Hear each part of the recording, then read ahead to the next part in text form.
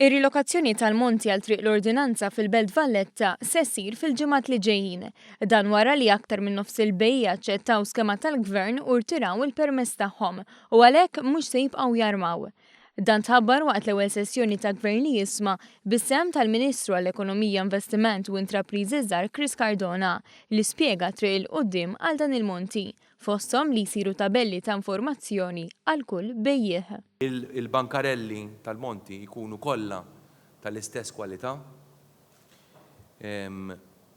u kont ċar ħafna magħhom jien mill-bidunet ma' tal-monti illi min se nippermetti illi ma jkunx hemm kwalità għolja u għalhekk mbagħad tajnihom is-support għaliex tawna l-kelma tagħhom illi ser iżommu ma' dan il-commitment illi kull bejjieħ għandu iżomm l-indafa. Issa biex jiġi żgurat livell ta' kwalità se jibdew isiru spezzjonijiet b'mod regolari. Illi jsiru spezzjonijiet serji, mhux biqżies, mhux b'arroganza, b'umiltà, però dawn għandhom jaqtaw l-abbużi ta' bejjieħ li armaw bla permess. Cardona tkellem ukoll dwar l-investimenti mħabbra mill-Gvern fl-aħħar ġimgħat ewlenin fosthom il-proġett tal-Crafts Village f'Taqali.